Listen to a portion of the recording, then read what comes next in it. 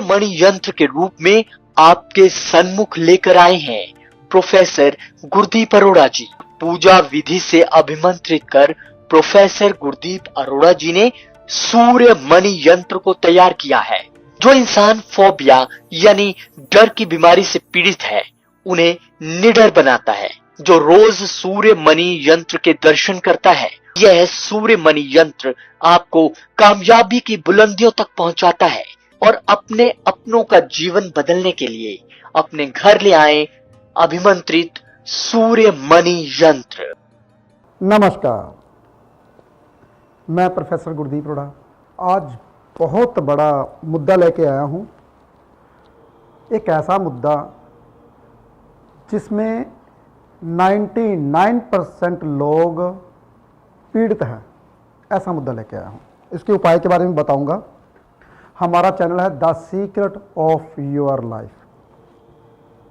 अगर आप किसी भी अपने रिश्तेदार को, दोस्त को, मित्र को ये वीडियो शेयर करते हो, आपकी तो जो समस्या है वो तो हल होगी ही होगी, और जो अपना दोस्त है, मित्र है, उनके मदर की, उनके भाई की, हर घर में ये समस्या है जो मैं बोलने वाला हूँ।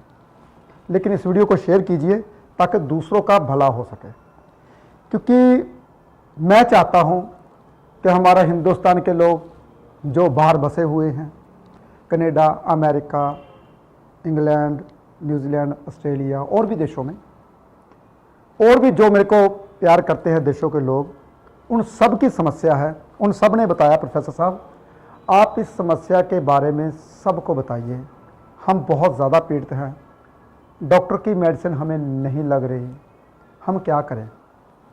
चलो मुद्दे के बारे में बात करते हैं। पहले मैं आप सबको ये बता दूं, इस वीडियो को ज़्यादा से ज़्यादा लोगों तक शेयर करना है और कमेंट में मेरा जो प्रट है मंत्र ओम नमः शिवाय का जाप जरूर लिखना है, क्योंकि एक मंत्र का जाप अगर आप बोलते हो किसी माध्यम के जरिए, चाहे मैंने बोला और आपने कमेंट में लिखा, देखिए कहते हैं दिल से बोला गया एक अक्षर भगवान के नाम पे लिखा जाता है।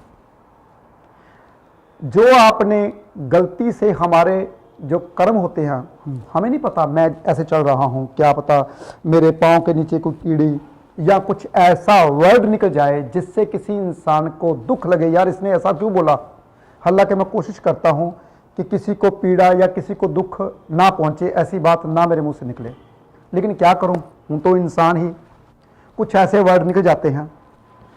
तो उन वर्डों को दूर करने के लिए मैं ओम नमः शिवाय का जाप बोलता हूँ। लोग बोलते हैं ओम नमः शिवाय, मैं बोलता हूँ ओम नमः शिवाय। नमः होता है, नमो नहीं होता, पहले तो ये आप जानिए, लिखने में ही नमः होता है। चलो बातें करेंगे बहुत सारी।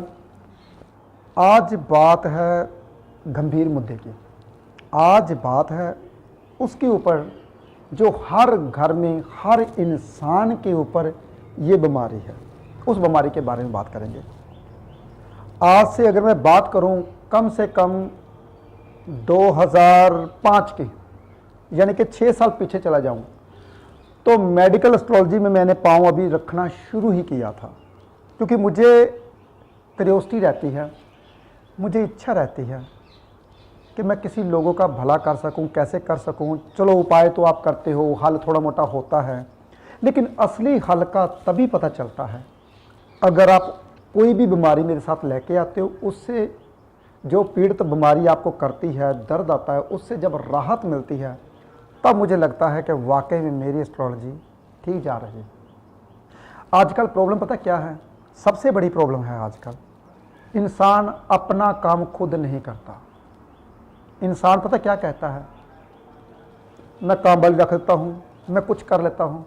पहले हमारी जो माँ होती थी, मैं अपनी माँ की बात ही करता हूँ, हमारा जो ना, मैं बहुत गरीब परिवार से हूँ, लेकिन जो मेरे दादा परदादा थे वो अमीर थे, जो परदादा थे, क्योंकि हमारी करियाने की दुकान थी पाकिस्तान में। चलो बंटवारा हुआ, हम इधर आए, बहुत ज़्यादा मेहनत की मेरे दादा ने, मेरे फादर ने बहुत मेहनत की, लेकिन वो मेरे परदादा जैसे नहीं हो सके। लेकिन अब भगवान की कृपा से मैंने बहुत मेहनत की, दिन रात एक किया, तभी इस मकान पे पहुंचा।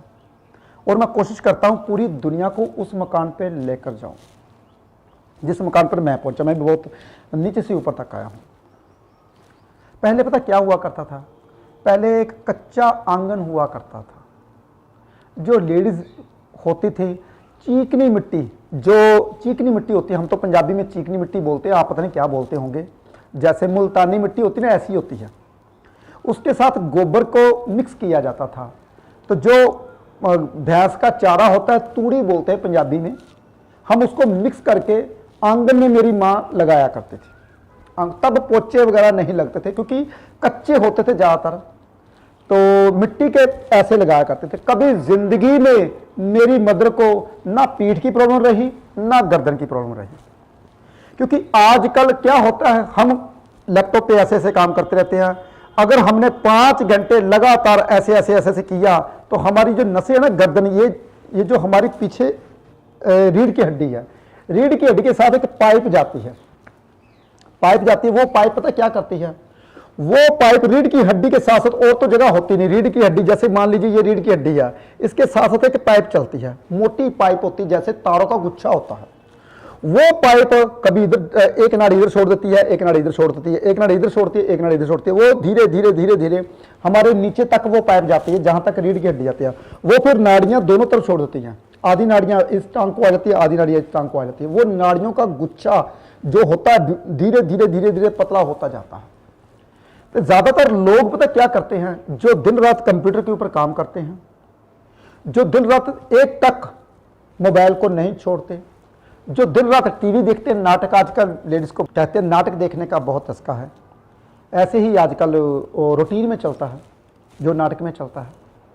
तो दिन रात ऐसे टीवी के आगे बैठना और टीवी देखना, चाय वहीं पे पीनी, वहीं पे खाना खाना, और एक टक दगाया और गर्दन को घुमाया नहीं, हाथों को घुमाया नहीं। वो नसें जो होती नहीं, ये वाली नसें, ये नसें धीरे धीरे धीरे धीरे जाम होनी शुरू हो जाती है, क्योंकि नसों का गुच्छा यहाँ पे है, शुरुआत यहाँ पे होती है। तो जब वो नसें जाम होती हैं तो पता क्या होता है, मैं आपको बताता हूं। जब वो नसें जाम होती हैं तो हमारी गर्दन नहीं हिलती, हम इधर गर्दन करते हैं, इधर गर्दन, क्योंकि आपने नसों को जाम कर लिया। वो जब नसों को जाम कर लिया तो आपने एक्टिविटी की ही नहीं, चले ही नहीं। अगर चले ही नहीं आप, तो वो नसें कैसे ठीक होंगी? उसकी जो तरल पदार्थ, क्योंकि जो हमारी पाइप है, पाइप क्या मांगती है मैं आपको बताता हूं। पाइप के बीच में हवा, खून का दौरा, ब्लड प्रेशर, पानी, उस पाइप में पदार्थ चलता है। क्या पदार्थ चलता है? पानी का पदार्थ, लहू का पदार्थ। पानी रेशे जैसा होता है, उस पाइप में होता है। क्योंकि अगर पानी ना हो, पाइपें आपस में जुड़ जाएंगी। जैसे कहते हैं तार के बीच में क्या होता है, एक प्लास्टिक चढ़ा होता है, उस प्लास्टिक और दूसरे पर नेगेटिव और पॉजिटिव को अगर जुड़ जाए, पटाखा बज जाता है। इसी तरीके उस प्लास्टिक क्या है? पानी की पाइप। वो पानी की पाइप होती है, उसमें थोड़ा थोड़ा तरल पदार्थ होता है। फिर क्या होता है, अगर वो पाइप हमारी हड्डी के साथ जुड़नी शुरू होती है, वो रीढ़ की हड्डी के साथ, वो बाद की बात करूंगा, पहले मैं ऊपर की बात कर रहा हूं। जब वो पाइप के भीतर आपने एक्टिविटी की नहीं, उस पानी को हिलाया नहीं, वो धीरे धीरे जाम होना शुरू होता है। तो क्या होता है, जिसे हम सर्वाइकल की प्रॉब्लम बोल देते हैं। पहले हमारी माता क्या करती थी, आंगन में पोछा लगाती थी। फिर धीरे धीरे हमने क्या किया, मुझे याद अभी तक, जब हमारे पास थोड़े से पैसे आए, एक टाइल आती थी, पतली ईंट, उसे टाइल बोलते हैं। टाइल, उसका फर्श लगवाते, लाल लाल रंग का फर्श होता था, उसके पोछे लगाए जाते थे। तो कभी जिंदगी में आज तक मैंने नहीं देखा मेरी मदर को, मैंने नहीं देखा मेरी दादी को, मैंने नहीं देखा मैं अपनी बहन को, किसी को भी, या कोई प्रॉब्लम, पीठ की प्रॉब्लम हो या गर्दन की प्रॉब्लम, कभी नहीं देखा। लेकिन आजकल 99% लोगों को ये प्रॉब्लम है। मुझे पता है 99% लोगों को पता है क्यों प्रॉब्लम है, क्योंकि वो जिंदगी में अपना काम करना भूल ही गए। अगर हम पता क्या करते हैं, एक्सरसाइज करनी शुरू कर देते हैं, घर का काम छोटा मोटा नहीं करते हम। अगर घर का छोटा मोटा झाड़ पूंजी करनी शुरू कर दी है। मैंने एक पिक्चर देखी थी, इंग्लिश पिक्चर थी, कराटे किड, ऐसी कुछ थी, मुझे याद है। वो कराटे सीखने जाता है तो वो पता क्या करता है, पहले मेरी गाड़ी साफ कर, यहाँ पे पोछा लगा, यहाँ पे ऐसे साफ कर। वो कहते हैं आपने मुझे, वो गुस्से से ना 1 साल करता रहता, उसके बाद कहता तुमने क्या खाया, कहता मैं तुझे और भी बताता हूँ क्या खाया था। मैं तेरे को वार करता हूँ, मैं बोलूंगा मैं तेरे को वार कर रहा हूं, तो वो बोलता है अब कहा साफ कर, वार करता है, वो ऐसे हटा देता है पीछे। देखिए वो कहता है मेरे को वाकई में कराटे आ गए। इसी तरीके से जो हमारी एक्सरसाइज होती है ना, ये किसी नाड़ी को ब्लॉक नहीं होने देती। हम पोछा नहीं लगा सकते, थोड़ा मोटा झाड़ फूक ही कर लीजिए यहाँ पे, जैसे कि यहाँ पे टीवी साफ किया कुछ, मैं अपना काम खुद करता हूँ, ये दिल की बात है। मैं अपना काम खुद करता हूं। मैं घर पे जैसे कि मान लीजिए अगर मैं सैर करके आया तो गाड़ी साफ करने वाला लगा होता है, मैं अंदर से गाड़ी साफ करनी शुरू कर देता हूं। क्यों? क्योंकि मैं नहीं चाहता कि मेरी गर्दन भी यहां से जकड़ी जाए, ऊपर से आप कॉलर लगाते हो, ऐसे ऐसे करके बात करते हो। हाँ जी क्या हुआ था, सैर नहीं करनी, कॉलर लगा लेना, वाह क्या बात है। मैं अभी मेरे पास कल एक लेडी है कॉलर लगा के, मैं कहा पहले कॉलर उतारो, कहते मेरी गर्दन हिल जाएगी डॉक्टर, मैं कहा ठीक कर दूंगा मैं तेरे को, मेरी गारंटी है 100% ठीक हो जाओगे। क्या है, आपने इस नसों को खोलना है, ऐसे इसको हिलाइए, जितना आप अपनी गर्दन को नहीं हिलाना, गर्दन को आपकी जड़ गई, आपको कॉलर लग गया, गर्दन आई, आपने बाजू से काम करना, हाँ इधर से ऐसे ऐसे करते हो आप। फिर 15 दिन के बाद वो धीरे धीरे नसें खुल जाती, जब हाथ हिलाते हो, गर्दन को नहीं हिलाते। तो आप ऐसा करते ही क्यों हो? पहले से हाथ हिलाना, आप एक्टिविटी करना, तेज चलना शुरू कर दीजिए। मेरी गारंटी है कभी भी शेफाली आज आई नहीं, शेफाली कहती मेरी ना गर्दन अकड़ गई, क्योंकि वो भी बहुत काम करती है। वो क्या करती है कि सुबह से लेकर शाम तक उसका काम है उपाय लिखना, वो उपाय लिखते रहती है ऐसे ऐसे, उसकी स्पीड बहुत ज़्यादा तेज है। उसकी गर्दन एक दफ़ा अकड़ा आ गया, कहती मेरे दर्द होनी शुरू हो गई, अगले दिन फिर उपाय लिखना, और उसके अगले दिन फिर उपाय लिखना। तो अगर हम एक टक होकर निगाह लगाएंगे, अपनी आई साइड एक तरफ लगाएंगे, तो हमारी ये नसें जो होती है L4 के पास ना एक नस होती है, वो अकड़ जाती, वो धीरे धीरे दर्द होती, जो हमारी, फोन आ गया, मैं भूल गया था उसको साइलेंट मोड पे लगाना, अब लगाता हूं, क्योंकि हमारा जो एपिसोड है बीच में रह जाएगा, क्योंकि मेरी बातें मुझे खुद नहीं पता चलता कि मैं कहां पे था और कहां चला गया। तो शेफाली की बात कर रहा था मैं, वो ऐसे ऐसे उपाय लिखती है। अगर हम दिन में 5 घंटे 4 घंटे किसी और एक तरफ देखते रहेंगे या कंप्यूटर की ओर देखते रहेंगे, तो हमारी जो है नस वो धीरे धीरे जाम होनी, वही होगा, तरल पदार्थ कम होना शुरू हो जाएगा। तो उसके लिए हमने क्या करना, सुबह सुबह दौड़ना। तो हमारा काम बहुत ज़्यादा होता है, हम बहुत बिजी होते हैं। आज सुबह सुबह कोई स्टाफ नहीं आया था, मेरा कैमरामैन खड़ा था, अमन खड़ा था। मैंने कहा चलो पहले एपिसोड करते हैं, क्योंकि मेरे दिमाग में बात आई, कल एक लेडी बहुत ज़्यादा रो रही थी, कह रही थी मेरी गर्दन नहीं हिल रही, उसने पट्टा बांधा हुआ था। चलो मैंने कहा सुबह उसके ऊपर करता हूँ, क्योंकि मुझे जो चीज़ दिखाई देती है मैं कहता हूँ पूरी दुनिया को मैं ठीक करूँ। तो फिर क्या हुआ, चलो मैं बैठ जाऊँ, लगता धीरे धीरे थक जाता है इंसान बातें करता करता, क्योंकि सुबह का उठा हुआ हूँ भाई। सुबह का उठने से क्या होता है, पहले सैर की, 10,000 कदम तो मैंने चला कम से कम। पहले मैंने सैर की, सैर करने के बाद मैंने फिर उसके बाद घर पे आया, घर पे आके गाड़ी साफ़ की, फिर उसके बाद मैंने अपना इस्त्री वगैरह कपड़े वगैरह किए, सारा काम खुद करता हूँ। तो यहाँ भी मैं ऑफिस वगैरह साफ थोड़ा मोटा करता रहता हूँ। मुझे शौक़ है सफाई का, चलो सफाई का छोड़ो, मुझे शौक़ है काम करने का। बाहर मेरा बगीचा है, मैं सुबह सुबह बगीचे पे बैठा हुआ था, ये देखो शॉट ले लिया अमन बेटे ने मेरे ने, कहता शॉट ले लेता हूँ, आप किताब पढ़ रहे हो, तब पोछा लग रहा था मेरा। तो क्या होता है जब इंसान कोई भी काम करता है, जैसे कि मैं लैपटॉप के आगे ऐसे ऐसे काम कर रहा हूँ, ऐसे बार बार देख रहा हूँ, और ये मेरी स्लिप है, मैं ऐसे क्या करता हूँ, ऐसे बनाता हूँ, कुंडली बनाता हूँ, ऐसे लिख रहा हूँ। बार बार अगर एक तरफ दिखूंगा तो मेरी ये नस दर्द करनी शुरू कर देगी। तो आजकल मैंने बताया, मैं डॉक्टर के पास लेकर गया शेफाली को, मैंने बोला डॉक्टर साहब इसको क्या है, मुझे पता है इसको क्या है, सर्वाइकल हो गई, ये उपाय वगैरह नहीं। कहता वो शाटिका है। मैं बहुत हैरान हुआ, मैं कहा डॉक्टर को भी पता चल गया ये शाटिका होती है। मैंने कहा शेफाली तू रहने दे, तू उठ खड़ी हो, मैं तेरे को ठीक कर दूंगा, मेरी गारंटी, मैं तेरे को एक दिन में ठीक कर देता हूँ, मैं सुबह ठीक कर दूंगा तेरे को। वही बात हुई, मैं पार्क में ले गया साथ में, क्योंकि कभी कई दफ़ा मैं पार्क में लेके जाता हूँ, उनको साथ में लेके जाता हूँ, तेरे को ठीक करता हूँ मैं। मैंने उनको बाजू की 3-4 एक्सरसाइज करवाई, वो ठीक हो गई। एक डॉक्टर आया था 2015-16 में मेरे पास आया था, तब मैं मेडिकल एस्ट्रोलॉजी कर रहा था। मेरे को भी ये प्रॉब्लम हो गई थी, क्योंकि बार बार कंप्यूटर को देखना, तो ये प्रॉब्लम हो जाती है, यहाँ से यहाँ दर्द हो जाती है, ये आम बात है। तो ये 15 दिन के बाद ठीक भी हो जाती है, बस जैसे ही आप एक्सरसाइज करते हो ठीक हो जाती है, ऐसी कोई दिक्कत नहीं है। लेकिन एक दर्द जो बिल्कुल ठीक नहीं होती वो बताऊंगा बाद में।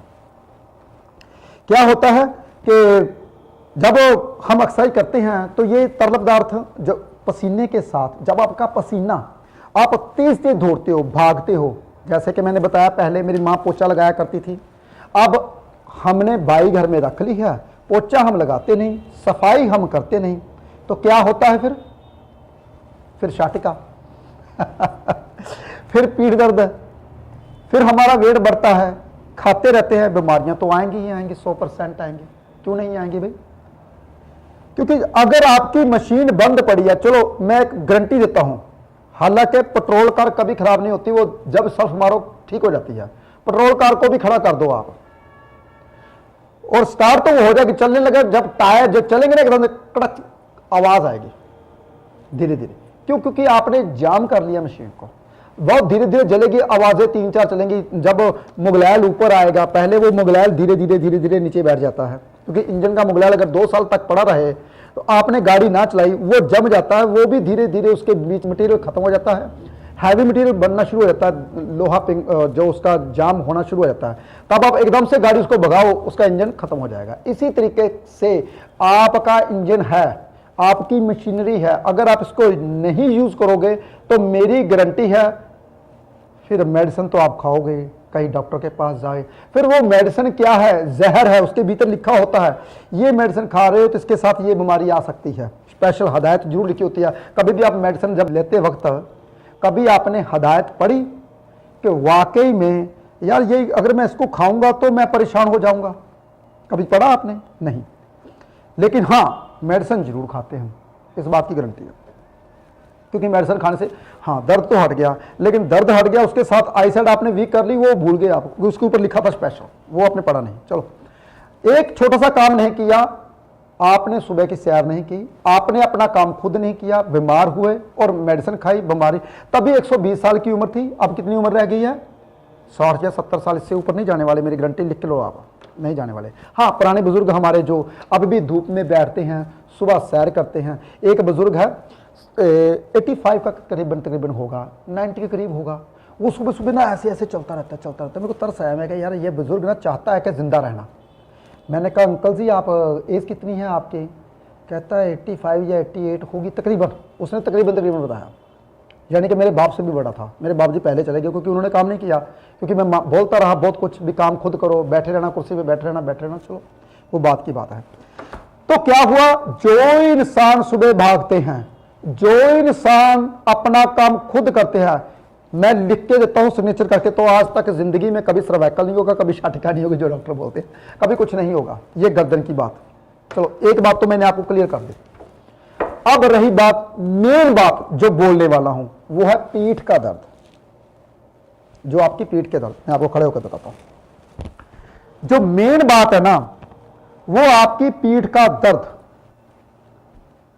पीठ हमारी जो होती है, मैं सीधा खड़ा हूं, आप देखिए सीधा खड़ा हूं, जो हमारा पेट होता है, अगर पेट बाहर को आ जाए तो ऐसे ही हमारी पीठ की जो रीढ़ की हड्डी है ना, ये रीढ़ की हड्डी है, ये अंदर जानी, आप अपनी शर्ट उतारिए, शीशे के सामने खड़े हो जाइए, ये चर्बी आपकी, ये वाली चर्बी ये पीठ को दबा देगी, तो वो आपकी रीढ़ की हड्डी है ना, वो बीचे बीच जाती जाएगी। आपकी रीढ़ की हड्डी पहले ऐसी होती, जब बच्चे जमते हैं, आप रीढ़ की हड्डी, आप बच्चा जब जन्मेगा ना तो उसको देखना, उसकी हड्डियां मन के आपको दिखाई देंगे। पहले मैं आपको थोड़ा सा समझा दूं ग्रहों के बारे में। जो रीढ़ की हड्डी होती है वो राहु होती है, उसको राहु मानते हैं। रीढ़ की हड्डी को राहु क्यों मानते हैं भाई? बाजू की हड्डी को राहु क्यों नहीं मानते? अरे बाजू की हड्डी सूर्य होती है, इसके बीच में बोन मैरो होता है, इसके बीच में थोड़ा सा पदार्थ होता है, लहू होता है, और इसको हम सूर्य मानते हैं। रीढ़ की हड्डी को राहु क्यों मानते हैं? रीढ़ की हड्डी एक ऐसी हड्डी होती है, वो 1-1 इंच के बाद 1-1 मन का जुड़ा होता है, वो ऐसे बेंड होती है, ऐसे। हमारी बाजू की हड्डी बेंड नहीं होगी, यहाँ पे बेंड एक ही है, तो यहाँ पे बेंड है, तो यही बेंड कर सकते हैं, इसको बेंड नहीं कर सकते आप। हमारी रीढ़ की हड्डी में छोटे छोटे बेंड होते हैं, वो ऐसे मुड़ जाती है, ऐसे तक जा सकती है, बस इससे आगे नहीं जा सकती। पीछे हम ऐसे तक जा सकते हैं, इससे आगे नहीं जा सकते। क्यों? क्योंकि ये बेंड के बेंड जुड़े होते हैं, उसकी क्या होते हैं, हड्डियां साथ में जुड़ जाती हैं। तो इधर इसको इधर थोड़ा सा बेंड किया जा सकता है, इधर इसको भी बेंड किया, ऐसे ही बेंड किया जा सकता है, ऐसे ही बेंड किया जा सकता है। पीछे हम ज्यादा बेंड नहीं कर सकते। हाँ, जो प्रैक्टिस करते हैं वो बेंड कर सकते हैं, जिसकी चर्बी बिल्कुल नहीं होती वो बेंड कर सकते हैं, जो हम पीछे मुड़ जाए, जिसकी चर्बी नहीं होती, पेट की चर्बी। ज्यादातर रीढ़ की हड्डी जो होती, जब पेट भर जाता है, हमारी रीढ़ की हड्डी पीछे चली जाती है। अब रीढ़ की हड्डी यहां थी, अब धीरे धीरे यहां ऐसे, ये चर्बी ना हमारे पेट की चर्बी पीछे आ जाती है, बहुत ध्यान सुनिए, हमारे पेट की चर्बी पीछे आ जाती है तो रीढ़ की हड्डी को दबा लेती है। अब मैं वही बात बोलूंगा जो मैं पहले बोलने वाला था। हमारी हड्डी के पास एक पाइप जाती है, तो रीढ़ की हड्डी के साथ ऐसे ऐसे बैंड होते हैं, ये मनके थोड़े से बाहर को इधर भी होते हैं, थोड़े से बाहर इधर को भी होते हैं। रीढ़ की हड्डी आपने देखी होगी, देखिए पिक्चर में, उसके साथ एक पाइप जाती है, वो मनके पाइप को टच करते हैं। जब वो मनके पाइप को टच करते हैं तो सबसे जो इधर जो रीढ़ की हड्डी पाइप की तरफ वो जो लाइन जा रही होती है, वो लाइन किस करंट की होती है? हमारी टांग की। तो हमारी टांग में दर्द आना शुरू हो जाता है धीरे धीरे धीरे धीरे। किया क्या? चर्बी आपने बढ़ा ली, काम आपने नहीं किया, और बाद में डॉक्टर के पास जाते हैं, जी हम क्या हो गया, हमारी पीठ दर्द कर रही है, L4 L5 दर्द कर रहा है, क्योंकि वही मनका ज्यादा बड़ा होता है, यहाँ पे उसी बड़ा होता है, तो वही मनका जब पाइप के साथ टच करता है तो फिर पाइप तो टच करेगी करेगी, क्योंकि चर्बी आपने इतनी बढ़ा ली तो वो पाइप कहाँ जाएगी? रीढ़ की हड्डी के साथ दबाएगी। क्योंकि देखिए, मान लीजिए ये रीढ़ की हड्डी है, ये पाइप है, इतना गैप है बीच में, जब आपकी चर्बी बढ़ जाएगी वो पाइप को ऐसे दबा देगी, तो ऐसे रीढ़ की हड्डी के साथ टच करेगी। फिर हम डॉक्टर के पास जाते हैं, ऑपरेशन कराते हैं, रीढ़ की हड्डी को थोड़ा सा काटते हैं। देखिए क्या कुछ करते हो आप, एक छोटा सा काम अपने पेट की चर्बी नहीं कम करते। कमाल की बात है, एक छोटा सा काम, जितना आपका वेट है, आपकी हाइट के मुताबिक वेट होना चाहिए। कितनी हाइट है, कितना वेट होना चाहिए? जैसे मेरी 5 फुट 10 इंच हाइट है, तो मेरा वेट कितना होना चाहिए? ज्यादा से ज्यादा 72, 73 या 74। बस आप सुन के हैरान हो जाओगे, मेरा 74 kg वेट है, और 74 kg ही चाहिए। देखिए कितना सेहत का ख्याल करता हूं। कल मैंने कुछ नहीं खाया, कल शिवाली कहती सर दूध पी लीजिए, चाय पी लीजिए, मैंने कहा नहीं खाना कुछ भी। वो मेरे साथ मेरे जो जाने वाले, प्रोफेसर आप बहुत पतले हो गए, मैंने कहा हाँ बिल्कुल पतला हो गया। कहती क्यों? मैंने कहा वेट नहीं बढ़ने देता, मैं खाना पीना छोड़ देता हूं। तो देखिए आपने क्या किया, एक रीढ़ की हड्डी को आपने अंदर धकेल लिया, जो कि चर्बी ऊपर आ गई, तो रीढ़ की हड्डी दर्द, आपकी पैप दब गई नसोड़ की, और आपकी पीठ दर्द करनी शुरू हो गई। तो पीठ दर्द बहुत आसान तरीका, सबसे पहले आप अपना वेट कम कीजिए और पेट कम कीजिए। ये ट्यूमर होता है, जितना बड़ा ट्यूमर बढ़ता जाएगा, ये समझ लीजिए आपका ट्यूमर फूट जाएगा और आपकी जल्दी मृत्यु हो जाएगी। ये ट्यूमर को कम कीजिए। अनाज जो होता है इंसान को मोटा करता है। कम से कम रोटी तो एक टाइम ही खानी चाहिए। मैं तो एक टाइम खाता हूँ, सच बोलूँ तो सुबह सुबह हाँ कभी कभी दिल करता है तो एक रोटी खा लेता हूँ छोटी सी, रात को तो बिल्कुल नहीं खाता। तो जो इंसान कम खाते हैं वो 120 साल तक जिएंगे, मैं लिख के दूंगा। ये तो थी मैंने बात की डॉक्टरी की, क्योंकि टाइम पीछे से थोड़ा रह जाता है, मेरी बातें तो आगे की आगे जानी शुरू हो जाती हैं, बातें मेरी बहुत ज़्यादा होती हैं। तो इसलिए सबको मैं ये बताता हूँ, हर इंसान को अपना काम खुद करना चाहिए। मैंने ना, मेरी कोठी बहुत बड़ी है, मैं आपको अपने बारे में बताता हूँ, और मैंने अपने बेटे को अलग कोठी ले दी, और बहुत बड़ी कोठी है, इतनी बड़ी कोठी है ना, मेरे को सफाई नहीं होती। मैंने कहा यार इसको सेल करता हूँ, मैं नहीं बनाता हूँ। मेरे पास एक बंदा कहता है इतना सुंदर महल क्यों कर रहे हो, क्या कर रहे हो? मैं कहा मैं अकेला रह जाऊँगा, मेरे बेटे को अलग किया है, वो अपना काम खुद करे, वो भी कामयाब होकर दिखाए। वह तो सब कुछ उसका ही है, लेकिन कामयाब होकर दिखाए तो तुम दूंगा, तो ऐसे नहीं दूंगा मैं। मुझे दिखाए कि मैं कमा सकता हूँ तो ठीक है, मैंने उसको अलग ले दिया। तो मैंने कहा अब तुमने क्या करना है, खुद काम कर। अब मैं क्या करता हूं, मैंने इतनी बड़ी कोठी की सफाई नहीं होगी, क्योंकि मेरा तरीका पता क्या है, मैं खुद अपना पोछा झाड़ू और वाइपर में लगाता हूं, जो जिस कमरे में रहता हूं वैसे लगाता हूं।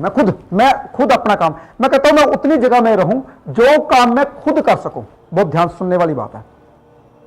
अब इसका मतलब ये नहीं कि मैं बाई के पैसे बचा रहा हूं, इसका मतलब ये नहीं कि मैं उसके पैसे बचा रहा हूं, भाई गाड़ी धोने वाले के पैसे बचा रहा हूं, ये गलत बात है। मैं जिम में जाऊं या कुछ ऐसा करूं, ऐसा कुछ नहीं है।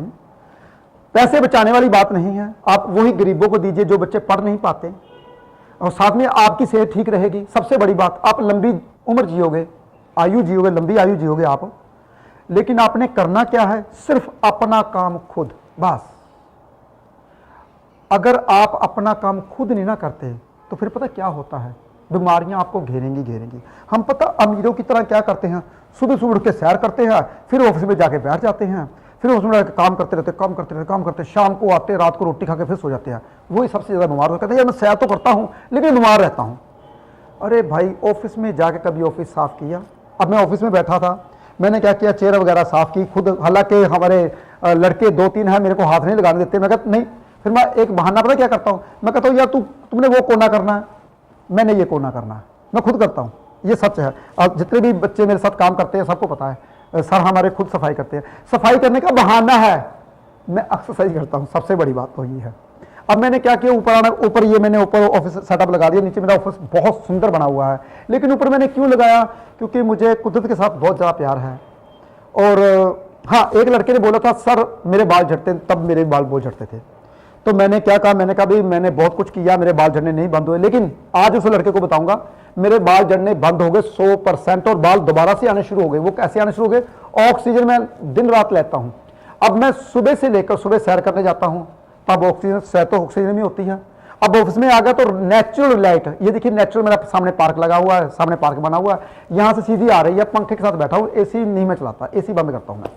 अब मैंने एसी नहीं चलाना बिल्कुल भी, यहां पे मैंने कूलर लगाऊंगा, कूलर की हवा सीधी आएगी मेरे पास। हाँ, क्योंकि मैं नेचुरल हवा लूंगा। मुझे ऐसा लगा कि वाकई मेरी आई साइट ठीक हुई, मेरे बाल झड़ते थे वो भी ठीक हो गई, स्किन ठीक हो गई, स्किन की जितनी बीमारी थी वो भी ठीक हो गई। सिर्फ क्या किया मैंने, अपना सेटअप मैंने बाहर लगाया, बस। ये सभी बातें मैं आपको बताने के लिए यहाँ पे सुबह सुबह उठ के आया। अभी मेरा जो नीचे रश लगना शुरू हो जाएगा, शिफाली जी भी आने वाले हैं, तो मैंने कहा पहले मैं यहाँ पे एक एपिसोड कर लूँ। मेरे दिमाग में आया, बाद में बातें पता नहीं होती या नहीं होती। हाँ, इसका उपाय बताता हूँ अब आपको मैं, क्योंकि जब हम कोई भी कहते हैं ना, ग्रहों की तो बात ही नहीं की, अब तो बात तो पूरी डॉक्टरी की कर ली मैंने। ग्रहों की बात करूंगा तभी तो पता चलेगा भाई। हाँ, अगर किसी को रीढ़ की हड्डी की प्रॉब्लम है, अगर वो उठ नहीं पा रहा, चल नहीं पा रहा, धीरे धीरे चलना शुरू कर दे, चलने से उसकी प्रॉब्लम धीरे धीरे कम होनी शुरू हो जाएगी। सबसे पहले वो खाना बंद करे। क्या खाए, खीरा छिलके समेत, सेब छिलके समेत, फ्रूट, पपीता खा सकता है। जितने फ्रूट खाए उससे वो इंसान पतला होता है। नारियल पानी पी सकता है जो नेचुरल होता है, इससे इंसान पतला होता है। तो कभी मेरी गारंटी है, आप 15-20 दिन के भीतर अगर जो लेटे हुए मंजे के ऊपर पड़े हुए रीढ़ की हड्डी के कारण, वो ठीक होने शुरू हो जाओगे। लेकिन जाते जाते साथ में एक उपाय जरूर बताऊंगा। रीढ़ की हड्डी का कारक है राहु। राहु क्यों बनाया गया, क्योंकि राहु षड्यंत्रकारी है। कभी किधर चला जाता है, इधर, ये रीढ़ की हड्डी इधर भी बेंड हो जाती, इधर भी बेंड हो जाती, आगे भी थोड़ी सी पीछे भी बेंड हो जाती है, ये राहु है। तो राहु का मात्र छोटा सा उपाय दे रहा हूं। सबसे बढ़िया राहु का उपाय होता है मछली को आटे की गोलियां आपने खिलानी है बुधवार के दिन। अगर आप बुधवार के दिन आटे की गोलियां खिलाते हो मछलियों को शाम के समय, तो रीढ़ की हड्डी का दर्द तो होगा ही होगा दूर, और साथ में आपके जो राहु से प्रॉब्लम आ रही है वो भी दूर हो जाएगी। हाँ, इस एपिसोड को ज़्यादा से ज़्यादा लोगों तक शेयर कीजिए, ताकि जितने भी लोग रीढ़ की हड्डी से पीड़ित हैं वो उनकी पीड़ित दूर हो सके, दर्द दूर हो सके, वो ठीक हो सके। आज बस इतना ही। आगे कुछ और प्रॉब्लम होगी, कोई भी मेरे साथ बताते हैं तो मैं आपको जरूर बताऊंगा। और कमेंट में ओम नमः शिवाय लिखना मत भूलिएगा। नमस्कार। सूर्य मणि यंत्र के रूप में आपके सन्मुख लेकर आए हैं प्रोफेसर गुरदीप अरोड़ा जी। पूजा विधि से अभिमंत्रित कर प्रोफेसर गुरदीप अरोड़ा जी ने सूर्य मणि यंत्र को तैयार किया है। जो इंसान फोबिया यानी डर की बीमारी से पीड़ित है, उन्हें निडर बनाता है। जो रोज सूर्य मणि यंत्र के दर्शन करता है, यह सूर्य मणि यंत्र आपको कामयाबी की बुलंदियों तक पहुंचाता है। और अपने अपनों का जीवन बदलने के लिए अपने घर ले आए अभिमंत्रित सूर्य मणि यंत्र।